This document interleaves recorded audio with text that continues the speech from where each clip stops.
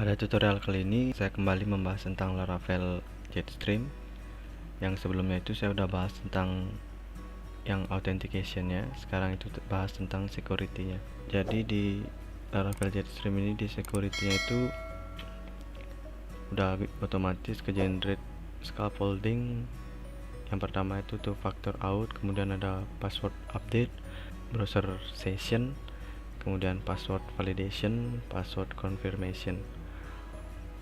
Jadi yang pertama kita coba login, masih sama akun yang sebelumnya.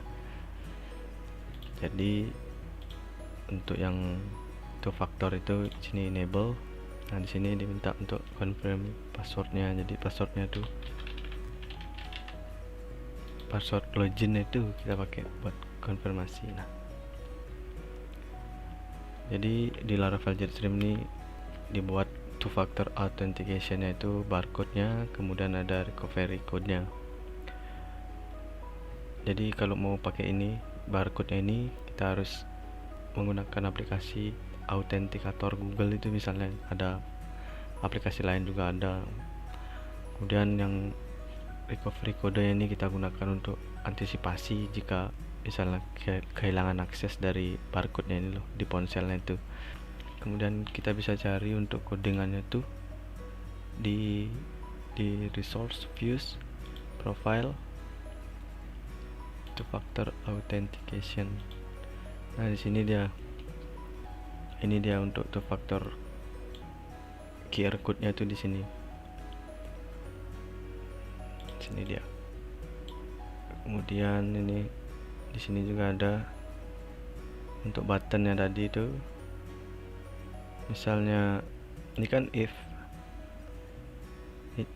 this enable, misalnya dia nggak aktif atau disable, jadi yang ini keluar, yang ini yang ditampilin buttonnya. Kemudian kalau misalnya udah konfirmasi password, ini yang keluar regenerate, kemudian show,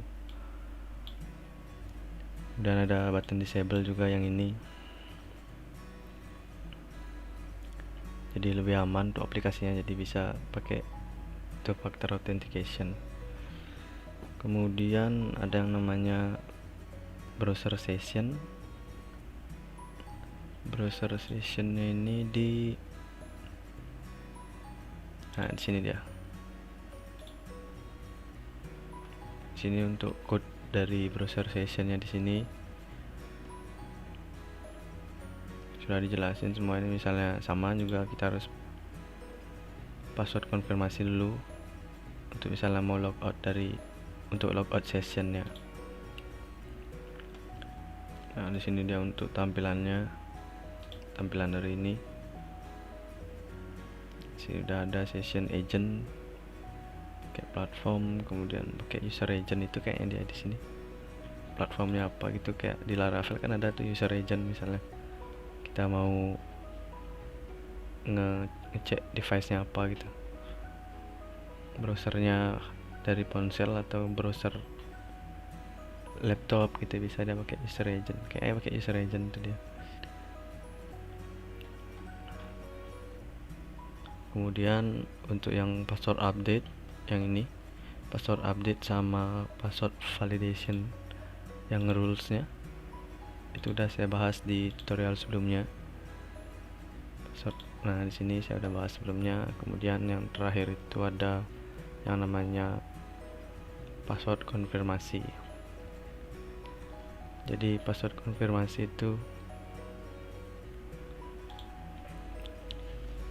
konfirmasi itu ada di nih. Nah, di sini dia.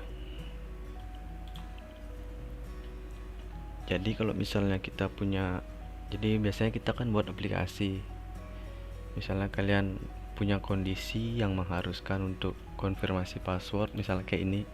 Nah, ini yang dimaksud konfirmasi password. Kalian bisa otomatis bisa dibuat di sini, udah otomatis dibuatin sama Laravel Jetstream-nya. Itu contohnya tuh kayak gini dia. Security ada di Laravel konfirmasi. Nah, ini sini udah dijelasin pakai fungsinya ini. Jadi fungsinya itu sama kayak di Coba saya buka dulu ya. Nah ini dia, sama kayak gini modelnya. Nah ini sama kayak ini dia. Jadi di sini kita tinggal pakai contohnya ini codingnya, kemudian kita buatin fungsi ini. Fungsi ini dia nge-treat, dia ngambil dari sini ngambilnya. Tunggu, coba saya cari dulu dari Laravel Fortify, kemudian bukan di Jetstream, search. Nah di sini dia. Jadi dia ngambilnya dari sini, dari yang ini.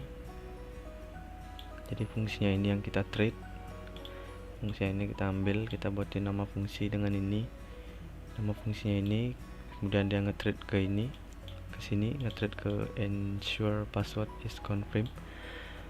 Kemudian kita harus pakai wire then.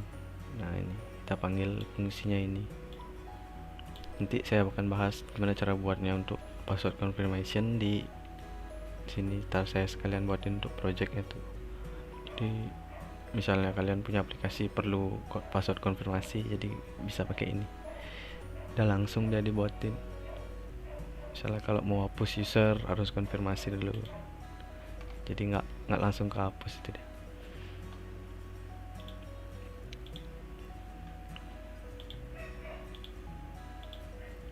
Oke, saya ulang lagi untuk password validation rules itu di sini.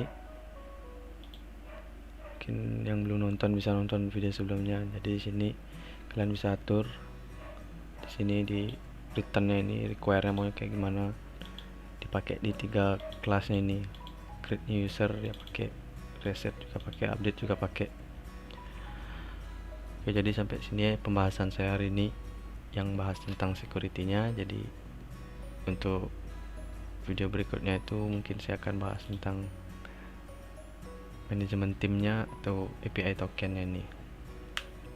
Terima kasih telah menyaksikan, jangan lupa subscribe. Terima kasih.